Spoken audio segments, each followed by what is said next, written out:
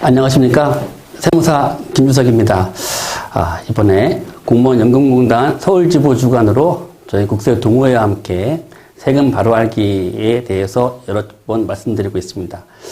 제가 이번에 말씀드릴 내용은 상속세와 증여세입니다. 상속세와 증여세의 특징과 관리 방안. 단순하게 상속세와 증여세 절세 방안 이렇게 말씀드리기보다는 상속이 무엇이고 증여가 무엇인지에 대해서 알아보고 그에 대한 세금인 상속세와 증여세는 어떻게 계산되는지 각 단계별로 간단하게 알아보면서 그 단계별로 절세 방안이 무엇인지에 대해서 한번 알아보겠습니다. 먼저 상속과 증여의 특징 그리고 고려할 사항입니다. 물려주는 것, 그죠? 물려주는 것이 무상으로 물려주는 것, 그것이 상속과 증여가 되는데 상속은 죽으면서 사망으로 무상으로 이전되는 것이고 증여는 생전에 무상으로 이전해 주는 것을 증여라고 하겠습니다. 상속의 특징은 시기를 임의로 조절하기 곤란하죠. 그리고 일단 상속 후에는 되돌릴 수가 없습니다. 그리고 그에 따른 세금인 상속세 납부 의무자는 사망할 본인, 피상속인이라고 합니다. 피상속인이 아니고 생존하는 상속인이 내는 세금이다. 그러죠. 상속을 생각할 때 미리 고려할 사항은 자녀에 대한 성향, 상속인에 대한 분석이 필요하죠. 어떤 성향인지, 어떤 뜻을 갖고 있는지, 이걸 할 수 있는 능력이 있는지, 어떤 가업을 이어갈 수 있는 사람이 되는지, 이런 것들을 한번 분석을 해볼 필요가 있고요. 그리고 상속 후에, 배우자나 가족들이, 한몫할 수 있을까? 어떻게 하면 한몫할까? 이런 것도 생각을 해봐야 됩니다. 그리고 상속 재산을 파악한 다음에 상속 대상 재산별로 상속이 유리한지, 증여가 유리한지를 판단해야 됩니다.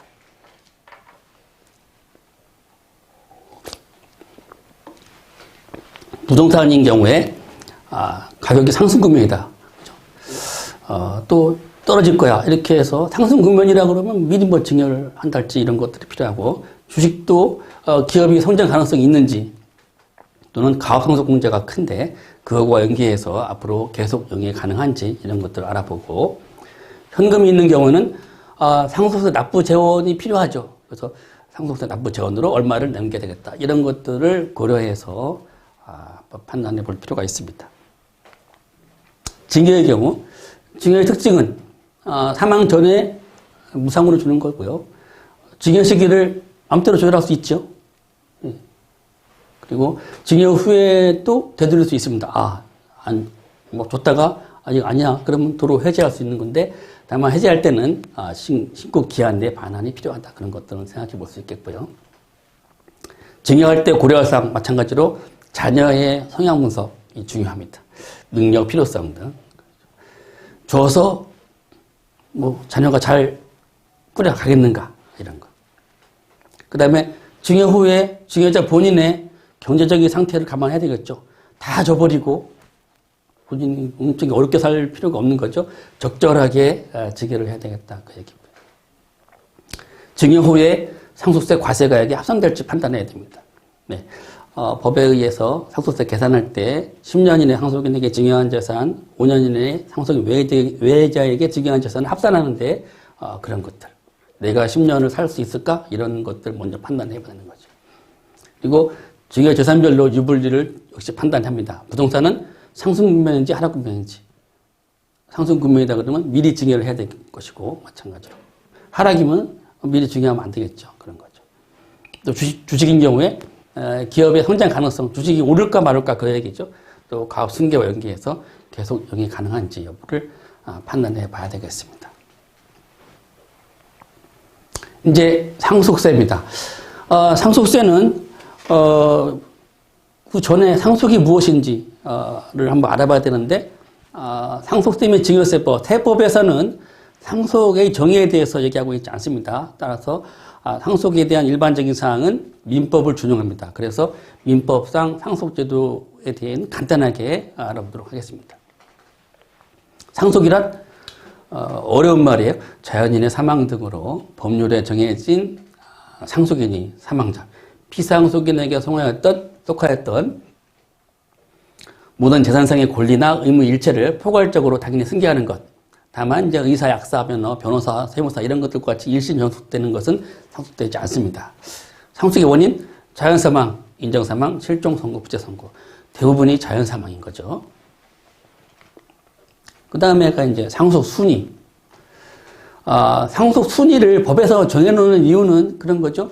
이런 것들이 법에 없을 때, 힘센 외삼촌, 힘센 삼촌, 이런 사람들이 아무 때나, 아무 재산이나 막 가져갈 수 있겠죠. 그래서 법에서 딱 정해놓습니다. 1순위, 직계비속. 2순위, 직계존속. 직계비속 아들. 직계존속 아버지, 어머니. 배우자는 1순위, 2순위와 동순위입니다. 1순위, 2순위가 없으면 단독 상속인이 되는 건데, 여기서 주의할 거는 1순위가 있으면 2순위, 3순위, 4순위는 아무 의미가 없는 거예요. 난 2순위니까 좀 줘라. 이런 얘기는 할 수 없는 것다는 얘기입니다. 1순위, 직계 비속이 없을 때에야 비로소 직계 존속으로 가는 거죠. 직계 존속과 배우자가. 1순위 있으면 직계 비속, 아들과 배우자가. 직계 비속이 없고 직계 존속이 없다 그러면 배우자만 혼자. 결혼도 안 했어요. 아들도 없고 아버지 어머니도 없다. 그러면 형제자만 있다. 없다? 그러면 사촌진의 반개월주까지 가는 거죠. 선순위가 없을 경우에 한해서 순위, 다음 순위가 의미가 있는 겁니다. 그 다음에 상속의 승인과 포기 문제입니다. 단순 승인, 피상속인의 모든 권리와 의무를 무제한적으로 승계하는 거예요. 이거는 그냥 가만히 있으면 돼요. 아무 일도 하지 않은 게 단순 승인이에요. 그러면 아버지의 재산과 아버지의 빚이 그대로 그냥 넘어오는 겁니다. 아무 조치도 취하지 않으면. 그러나 아버지가 남긴 재산이 10억인데 아버지 빚이 12억이에요. 그러면 단순 승인을 해버리면 아무 일도 안 하고 있으면은 내 집 팔아가지고 아버지 빚을 2억 갚아줘야 되는 거죠. 10억을 받았는데 빚이 12억이에요. 그러면 모자라죠, 2억이? 내 집 팔아가지고 아버지 빚을 갚아줘야 되는 거죠. 이런 상속인들의 피해를 방지하기 위해서 한정승인과 상속포기라는 게 있는 겁니다. 한정승인은 상속인이 받은 재산의 범위 내에서만 빚을 지겠다 그 얘기죠.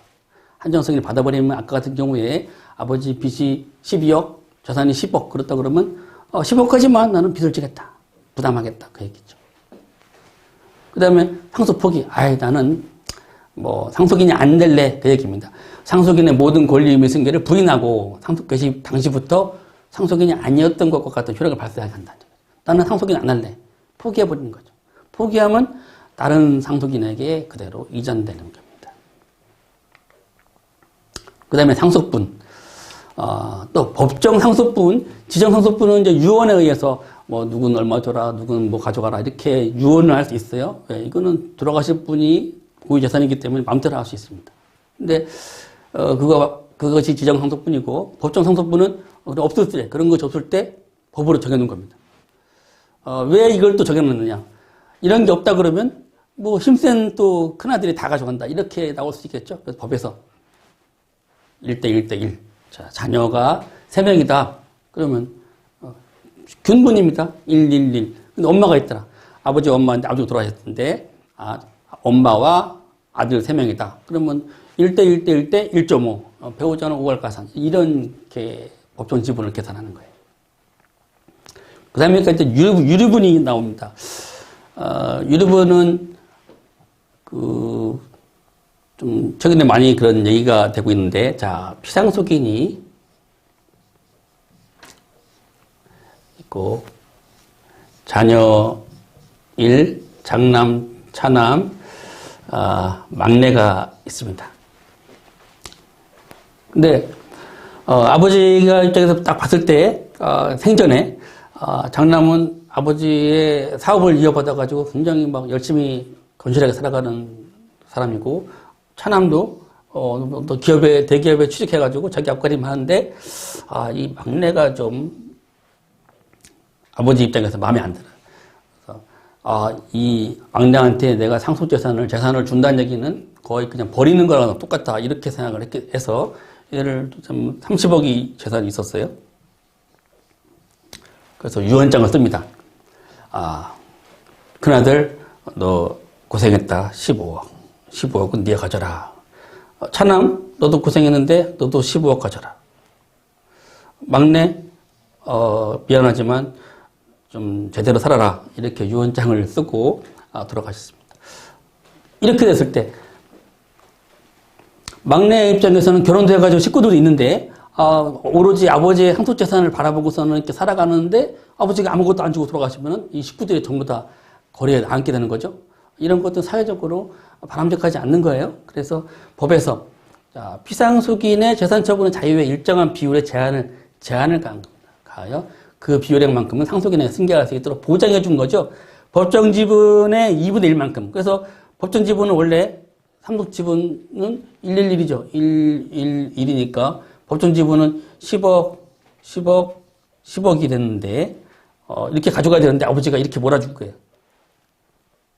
유류분을 본다 그러면 법정 지분의 2분의 1. 최소한 5억 원.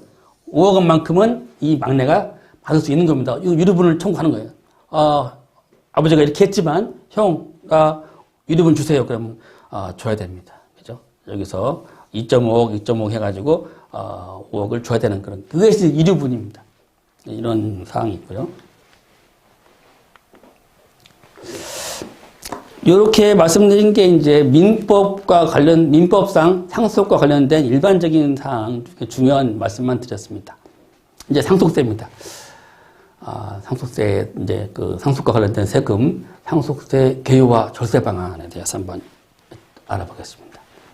자, 최근이나 여러 번 보는데 여러분들이 커다랗게 이런 질문을 하십니다. 커다란 대표적인 질문. 상속세는 누가 내는가? 누구나 내야 되는가? 또는 세월이 맞는가? 상속세를 줄일 수 있겠는가? 이게 제일 크겠지만은 어쨌든 이런 질문들을 합니다. 상속세는 누구나 내는 건 아니에요. 일정 규모입니다. 공제액이 좀 커서 일정 규모 이상을 상속받은 상속인이 내는 세금입니다. 그죠? 최근에는 이제 자산 가치가 너무 올라가서 한 10억 정도 이하가 됐으면은 공제 미달로 다 안 됐지만은 자산 가치가 10억은 아파트 한 채보다 더 그죠? 싼 금액이죠. 그래서 상속세를 내는 분들이 많아진 거는 사실입니다. 어쨌든 근데 일정 규모 이상 받은 사람이 내는 세금이고 세율은 10%부터 50% 초과 누진세율 체계인데 이것이 적절한가? 시대에 따라 틀릴 수 있겠죠. 지금 현재는 이제 거의 장기간 동안 변화가 없고 있습니다. 상속세를 줄일 수 있는가? 관리를 잘하면 줄인다기보다도 내지 않아도 낼 세금은 안 낼 수 있다. 그죠? 최소화 가능하다. 그죠? 관리를 잘하면. 그 다음에가 이제 상속세는 어떻게 계산하느냐. 그 문제. 이 계산 흐름이 여기부터 여기까지 나오는 내용들이 상속세 및 증여세법 3조부터 30조까지 내용들을 다 요약한 겁니다. 상속재산을 다 끌어모으는 거예요. 민법상 돌아가실 때 현재 남아있는 재산, 그리고 간주하는 게 있고 추정하는 재산이 있어요. 처분재산, 부담 채무의 사용처 미확인 재산 이런 것도 추정해서 상속재산을 끌어모으고 그 중에 비과세가 있다, 불단입이 있다 그러면 빼주고 채무 공과금 장려비를 빼서 구한 다음에 그 다음에 10년 이내 상속인에게 증여한 재산 또 5년 이내 상속인 외의자에게 증여한 재산을 사전증여재산 가액으로 더해서 과세가액 구합니다. 과세가액 구하고 9가지 상속 공제액을 빼고 감정평가했다 그러면 수수료를 빼서 과표를 구합니다. 과세표준 나오면 세율이 바로 적용되고 산출세액이 나와서 세대 선약이 있다 그러면 손자한테 바로 한 게 있다 그러면 20%, 30%, 40% 할증 과세가 될 것이고 그 다음에 여러 가지 세액 공제를 해서 납부할 세액을 구하고 연부연납, 분납, 물납 이런 것들 빼서 신고할 때는 얼마나 내야 되겠다 이렇게 계산되는 것이 상속세 계산 흐름입니다. 자, 상속세 계산 요약인데요. 요약이고 가장 어떻게 하면 최소화할 수 있을까 그 얘기를 한번 그림으로 그려보겠습니다. 자, 상속계실 현재 존재하는 재산가액이 있을 것이고 거기에 더해지는 금액이 아까 말씀드린 대로 간주하는 거, 추정하는 거, 하전증여, 10년 이내 상속인, 5년 이내 상속인 외의자에게 증여한 재산 이걸 더해서 부하고 빠지는 금액이 있죠. 아까 말씀드린 공제 금액, 공과금, 정례비, 채무, 그 다음에 기부했다 그러면 기부액, 그 다음에 9가지 상속공제액을 빼서 과표를 구하는 거죠. 이거를 최소화하려고 그러면, 요 가액이 줄으면 되겠고, 더해지는 게 또 최소화하면 되겠고, 빠지는 금액이 공제를 계속 크게 하면은 이게 가장 최소 금액이 되겠죠. 그래서 각 단계별로 한번 절세 방안을 한번 이번에는 말씀드려 보겠습니다. 상속재산 가액 줄이기. 자, 상속계실 현재 존재하는 상속재산 가액을 줄이자. 상속 현재, 돌아가신 날 현재 있는 재산이 없으면 상속에서 과세를 못한다?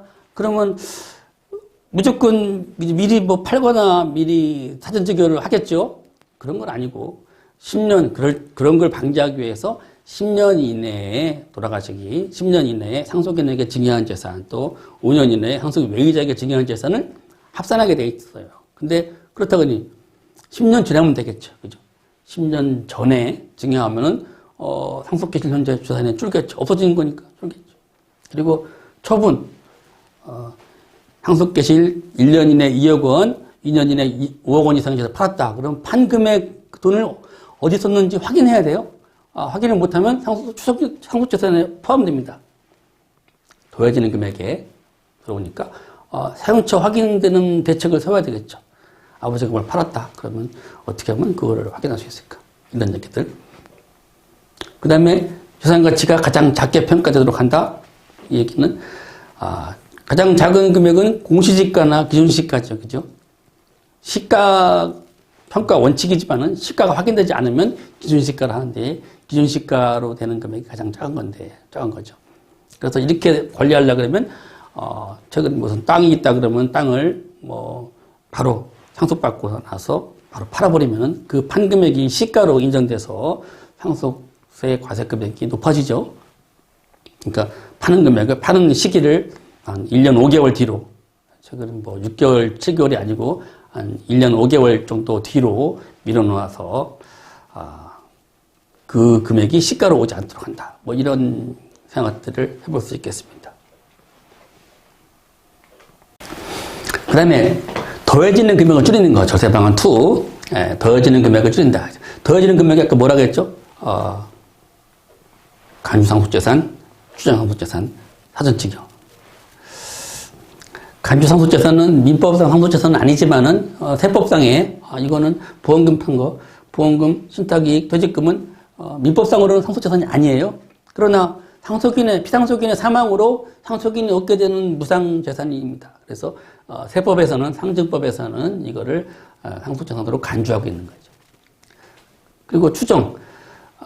계속 말씀드리지만은 1년 이내 2억 원, 사망일 전 1년 이내 2억 원 이상, 2년 이내 5억 원 이상 재산을 처분하거나 빚을 졌다 그러면 그 빚진 거를 사용처를 확인해야지 과세 금액에 가산되지 않아요. 근데 사용처 불분명한 금액은 가산되는 거다는 얘기죠.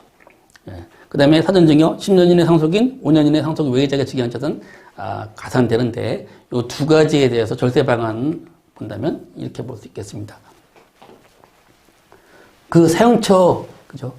1년 이내 2억, 2년 이내 5억 이상을 팔았다. 그러면 아버지하고 평상시에 소통을, 그죠? 자녀와 소통을 많이 해야 되는 거죠. 1년에 명절날만 가서 아버지 얼굴 보고 이렇게 한다 그러면 아버지가 뭘 했는지, 그죠? 뭘 팔았는지 이거를 알 수가 없는 거예요. 돌아가신 다음에, 세법에서, 너 2년 전에 10억짜리 팔았네? 알고 있어요? 저는 몰랐어요. 일단 그래도 사용처를 대세요. 추정이니까 이거를 입증 책임이 납세자에게 있는 거예요. 사용처를 확인할 수. 근데 진짜 1년에 한두 번 만나 뵀던 아버지인데 아버지가 뭐 했는지 모르는 상황에서 이거를 팔았다고 그러는데 말씀도 안 하시고 그러면 난감하죠.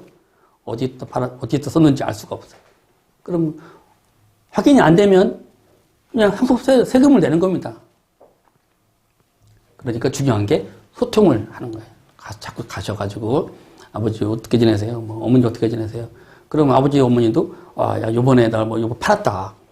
10억 받았는데 3억은 빚 갚고 2억은 누구한테 뭐하고 이건 뭘 사고 뭐 이렇게 얘기를 해놓은 거를 다 적어 놓으시면 되죠.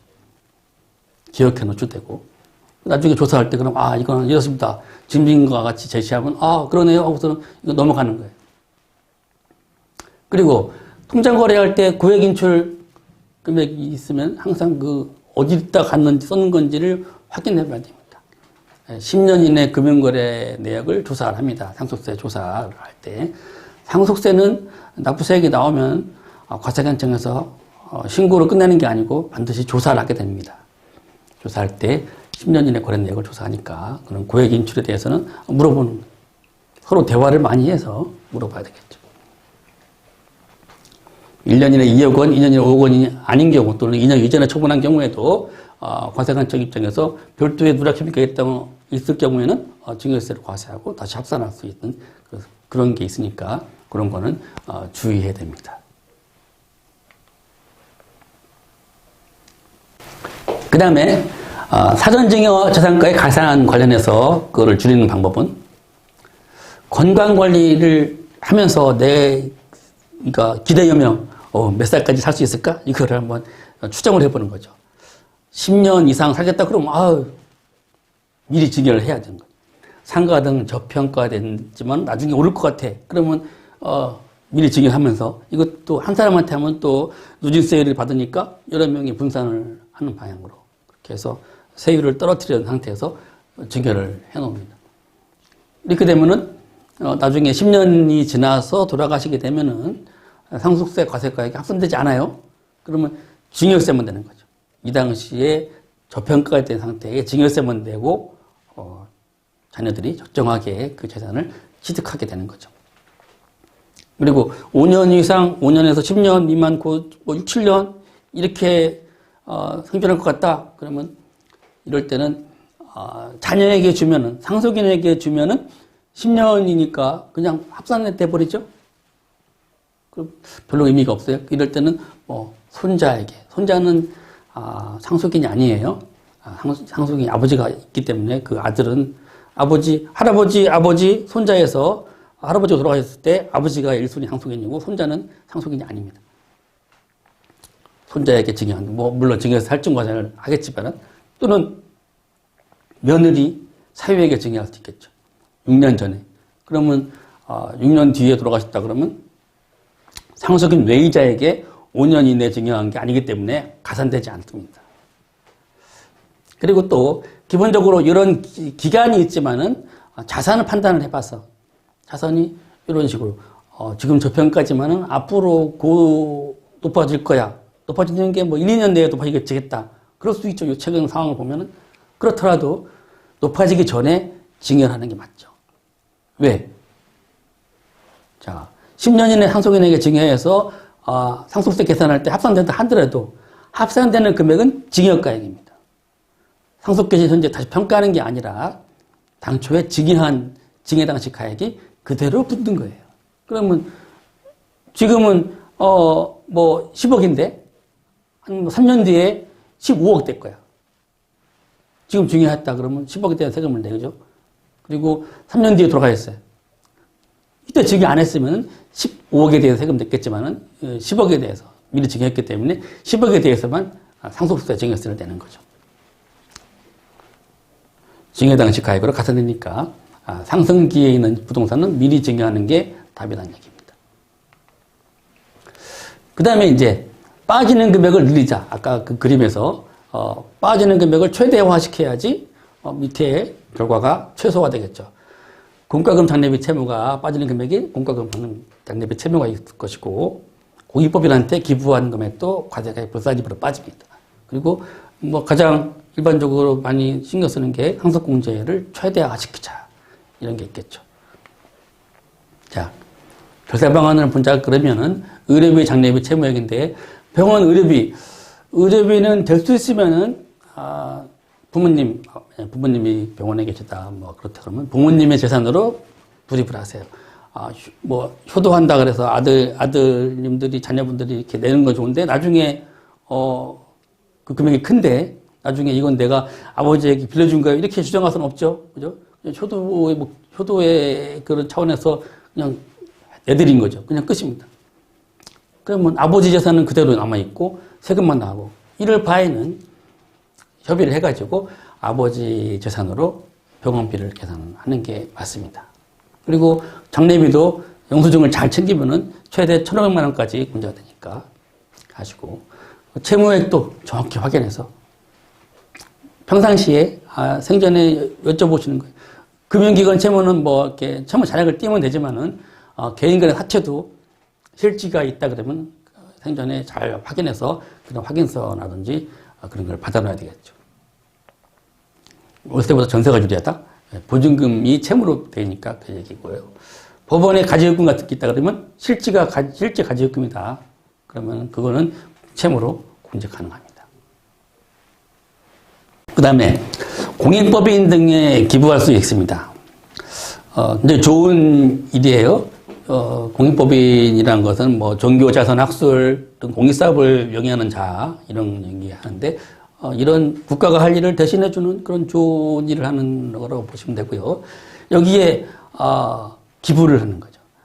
돌아가신 분이 유언으로 사전에 기부를 유언장애로 또 내가 죽으면 이제 뭐뭐는 어디 뭐 장학재단에 기부한다 이렇게 해놓을 수 있는 거고 이런 유언이 없었어요. 유언장이 없다 하더라도 상속인들이 합의해가지고 신고기한테 상속인들이 증여하는 것도 상속세에서 빼줍니다.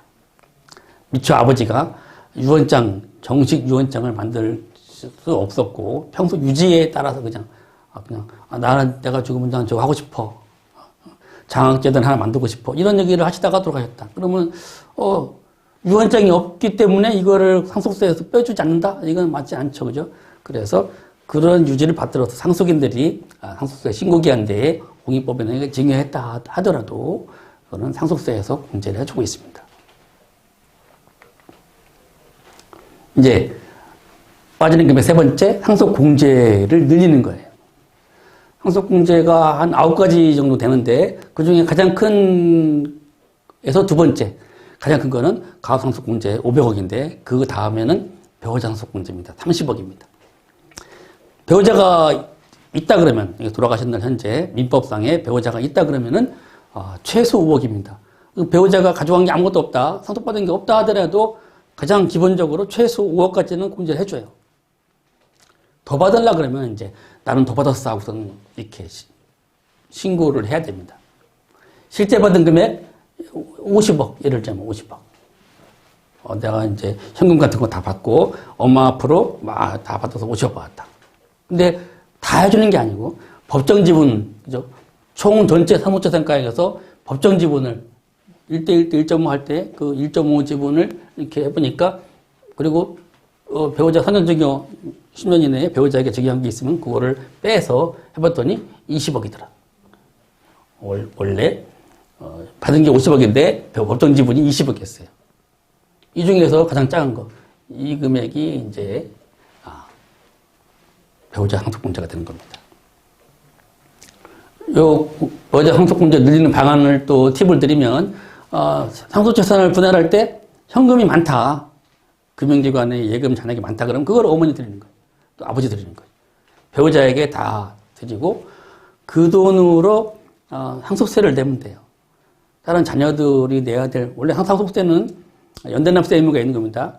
상속받은 재산 범위 내에서 누구나 내도 되는 거죠. 그렇기 때문에 그거를 어머니한테 현금을 상속받은 걸로 처리해서 어머니가 내주는 걸로 이렇게 해도 별도의 증여세 문제는 없어요. 상속공제를 많이 받고 증여세 문제 없이 세금 납부가 되는 그런 방법이 있겠습니다. 그 다음에 공제 중에 이제 동거주택 상속공제. 주택이 하나다. 하나의 상태에서 돌아가셨다. 그러면은, 그저 동거하던 배우자는 빼고, 배우자는 동거는 계속 했으니까 빼고, 아버지와 함께, 어머니와 함께 동거하던 자녀 상속인 중에 10년 이상을 했다. 근데 그 중에 자녀가 무주택이다. 그러면 그 사람한테 이 1주택을 주면 돼요. 상속받으면은, 상속받은 지분 범위 내에서 6억까지는 공제됩니다. 이것도 생각해 볼 수 있겠죠. 그래서 아버지랑 같이 살았던 딸이 있다든지, 그러면 그 딸한테 뭐 6억 정도 지분을 중요하면 상속하면 되겠죠. 그 다음에 이제 가업, 중소기업이나 중견기업을 10년 이상 영위한 분들이 있다 그러면 가압상속공제를 검토해 볼 필요가 있습니다. 왜? 금액이 500억이니 공제 금액이 500억이면 상속세액으로 250억입니다. 개인 세금에서 세금으로 250억 공제해 주는 것은 이것밖에 없을 것 같아요. 제가 볼 때. 굉장히 잘만 활용하면, 그리고 사후관리, 물론 사후관리가 좀 어렵고 그럴 수 있지만은 잘 활용하면 상속세를 굉장히 줄일 수 있습니다. 이런 공제가 다 된다 하더라도 주의할 점은 종합한도가 있습니다. 상속세 종합한도는 과세가액에서 상속인 매이자에게 유증한 것을 유언으로 손자에게 준 거 뺍니다. 그리고 상속인들 간에 협의분을 하면서 상속 포기해서 다음 순위가 받아간 거예요. 아버지가 포기해서 아버지들이 다 포기하고 자녀들이 다, 손자들이 다 가져갔다. 이거는 공제를 안 해주겠다고 얘기해요. 공제 한도를 둔 이유는 취지는 그거예요. 상속계실 현재 남아있는 재산, 미리 준 거 다 사전 증거 빼는 거, 미리 준 거 빼고 그냥 상속계실 남아있는 재산 중에서 적격 상속인이 가져간 재산 한도로. 이 사람들은 상속인 매이자니까, 그죠? 적격 상속인이 아니죠. 이 사람들이 가져간 거 빼겠다는 얘기예요. 그래서 상속계실 현재 남아있는 재산에서 적격 상속인들이 가져간 재산 한도로 공제를 해주겠다, 이런 의미예요. 그러니까 공제액을 다 뭐 신나게 계산했지만 나중에 한도에 걸리면은 전혀 다 못 받을 수 있는 거가 되니까 항상 마지막에 공제 한도를 반드시 확인해 봐야 됩니다. 이렇게 총 상속재산가의 과세가의 과표가 나와서 세율을 빼서 산출세, 이렇게 되는 것이 세액 계산 방법입니다. 흐름이고, 세율 2000년 이후로 지금까지 변동이 없어요. 1억 원 이하 10%, 1억에서 1억 원 초과 5억 원 이하 20%, 5억에서 10억 30%, 10억 30억 40%, 30억 초과 50%입니다. 50% 세율 굉장히 큰 세율이에요. 그 다음에 이제 이런 것들을 종합해서 상속세를 절감을 어떻게 했을까, 이런 예시를 한번 들어서 수치를 한번 말씀드려 보겠습니다. 10년 내 징역한 것까지 포함해서 200억인 사람이 있어요. 이 사람은 이제 140억이 상속계실 현재 140억 원을 받았는데 보험금 같은 게 있어서 10억. 그 다음에 처분자산 1년 이내, 2년 이내 2억, 2년 이내 5억 이상 팔았는데 사용처를 못 받겠어요. 그래서 신고된 게 20억이에요. 또 10년 이내 상속인, 5년 이내 상속인 외의자에게 증여하는 재산이 더해진 게 30억. 그러면은, 그죠? 합쳐가지고 200억짜리 되는 이런 분이, 세금을 어떻게 계산하느냐? 신고할 때 적립이 채무가 20억이 있어가지고 공제하고, 상속공제, 배우자하고서는 있지만은 일괄공제, 배우자 공제 10억 기분만 했어요. 과표가 170억. 그래서 산출세액 나오고, 68억 이 세금을 납부했어요. 반면에 좀 장기적으로 관리를 했던 사람, 자, 아버지하고 낚시 다니고 계속 관리를 해서 아버지 뭐 팔았어요? 팔았는데 이번에 50억짜리 팔았는데 뭐 이거 저거 쓰고 해서 나머지는 게 뭐 없다.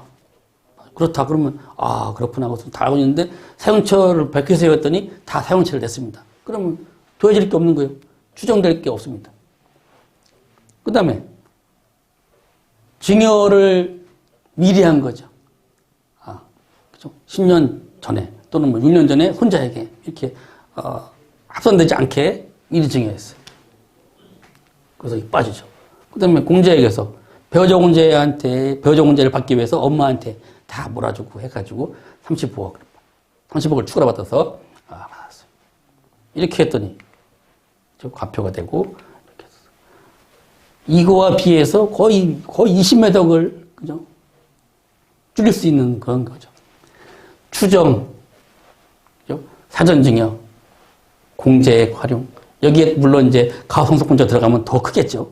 그런 것들을 활용해서 상속세를 줄일 수 있겠다. 또는 내지 않아도 되는 걸 안 낼 수 있겠다. 이렇게 말씀드릴 수 있겠네요. 자, 마무리. 상속세는 일정 규모 이상을 받은 상속인이 되는 사람이다. 상속세율은 10%부터 50% 초과 누진세율이고 각종 공제제도를 최대한 활용해야 한다. 또 상속세를 적법하게 줄이기 위해서는 장기적인 사정관리가 필요하다. 이게 핵심입니다. 자, 이제 증여세입니다. 살아 생전에 재산을 무상 이전해 주는 걸 증여세라고 하는데, 증여라고 하고 관련 세금이 증여세인데, 증여세 과세 개요. 증여가 뭐야? 증여의 개념은 2004년도 전, 2003년도 12월 말 이전에는 2003년도예요.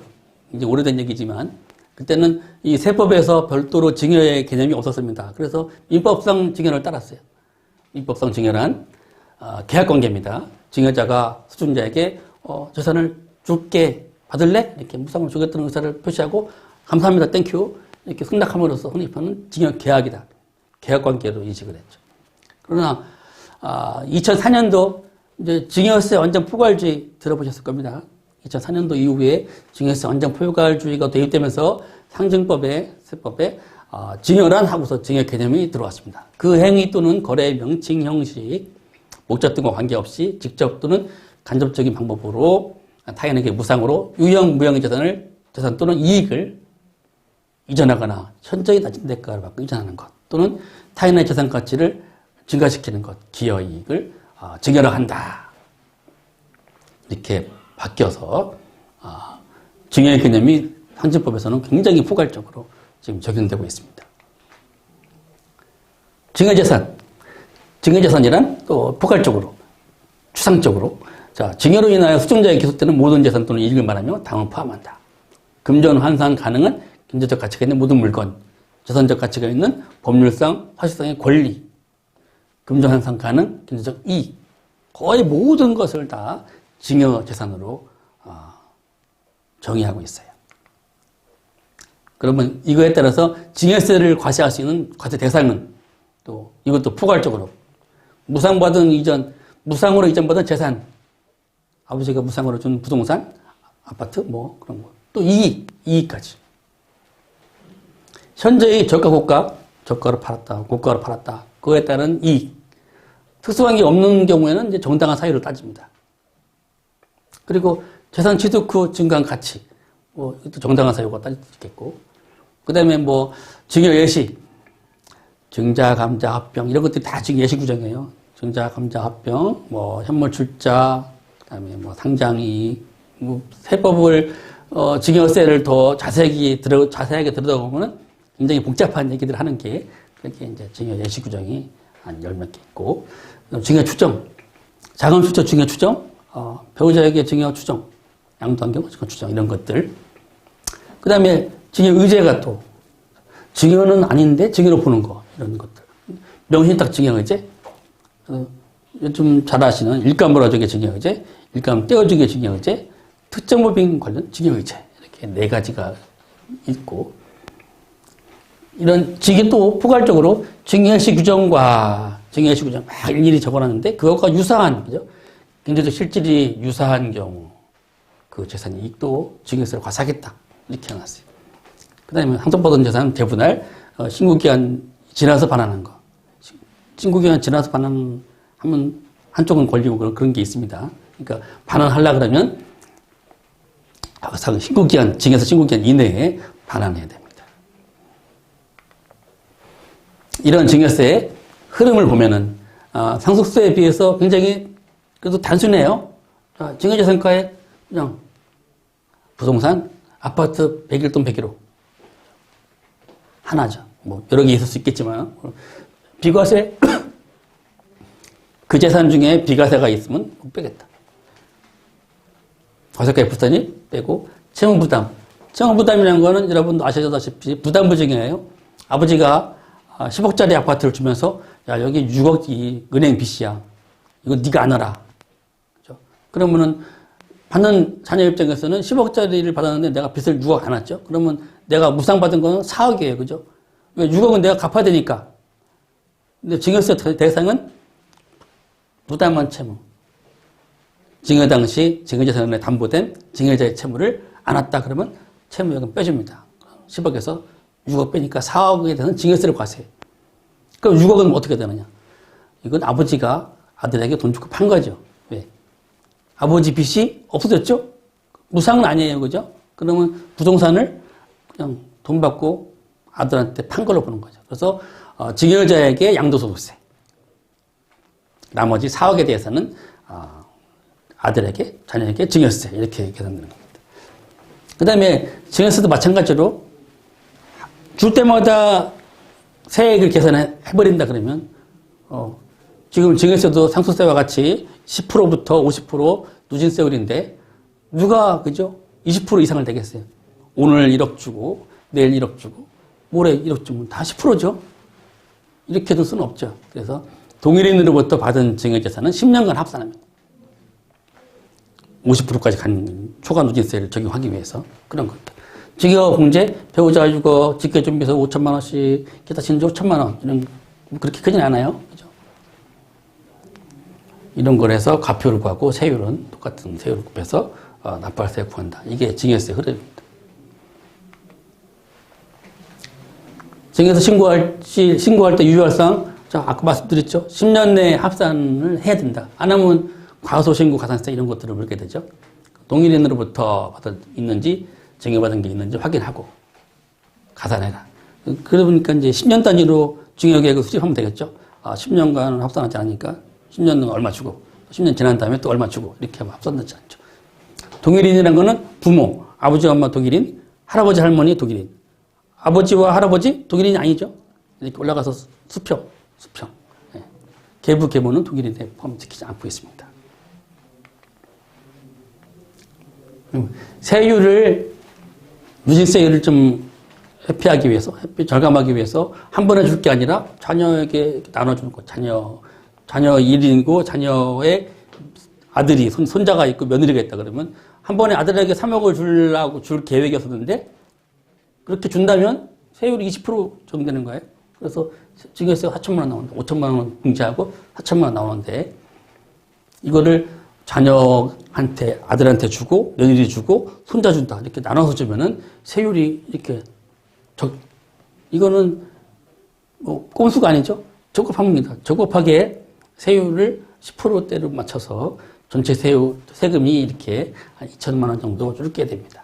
이렇게 같은 집에 주는 거라 그러면 분산해서 손자한테 줄 때는 할증이 되더라도 할증이 있는 걸 유효하고 그것도 하더라도 이게 더 싸면은 그렇게 줄 걸 생각해 봐야 되겠죠.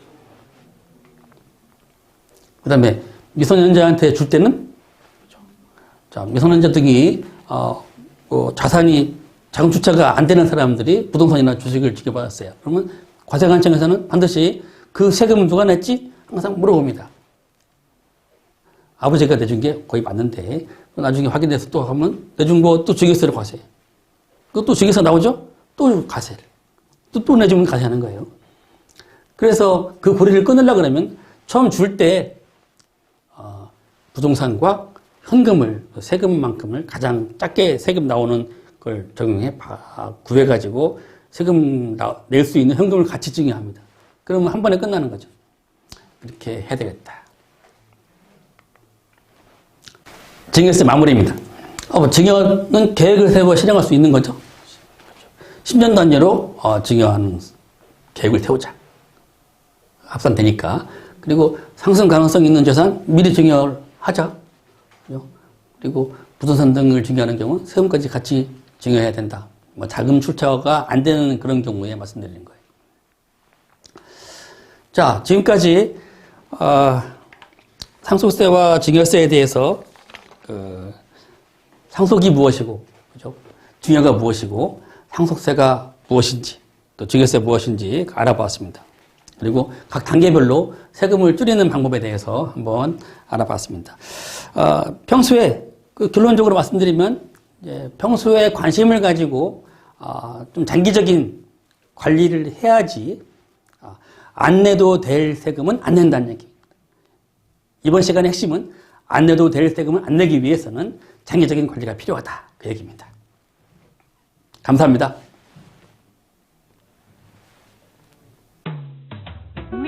유튜브 구독과 좋아요도 부탁드려요. 공무원 연